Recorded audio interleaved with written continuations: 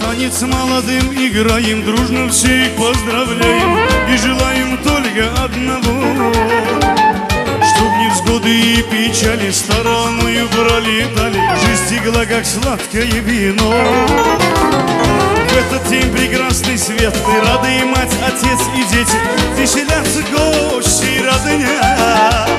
К нам приехали с Ростова, с Ашхабада и со Львова, долго ждали все такого дня. Молодых мы поздравляем, счастья им двоим желаем, судьба свела недаром эту красивую пару. Мать с отцом так очень рады, дороже нет такой награды, пусть для них зимой цветет листва. Молодых мы поздравляем, счастья им двоим желаем, судьба свела недаром эту красивую пару. Мать с отцом так очень рады, дороже нет такой награды, пусть для них зимой цветет листва.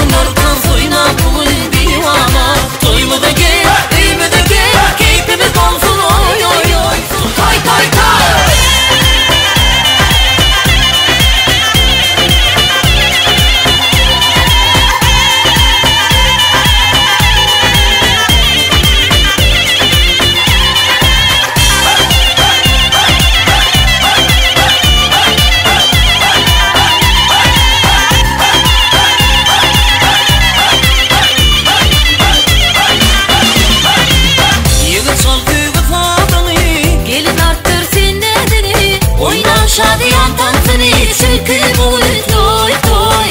Yigit saltıyı tağını Gelin arttır sen nedeni. Oynan şadiyan tantını çünkü bugün toy toy. Aydalin bir toy aydını bugün bizde toy toy.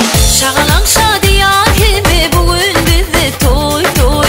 Tansuyla gene gene çünkü bugün toy toy. Toy dostum yarı yarına bugün bizde toy toy. Hiç kim kalmasın armana çünkü bugün toy toy. Hayrana hayrana hayrana hayrana. Altınlar toymudur bugün hayrana.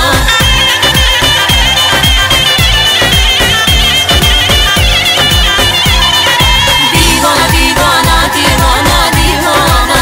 Olsunlar tansuyla bugün divana. Toymu da gel, Ümü de gel, keyfimiz olsun oy oy oy. Toymu da gel, ümü de gel. Madam olsun toy toy toy. oy oğullar ol köp olsun. Oy kızlarınız köp olsun. Mecnun, Leyli, Zahir, Zehre, Yusuf, Züleyha, Şari, Semin, Beşim, Beğül, Altı, 7, Bekir, 9, Oğul kıyıdınız olsun.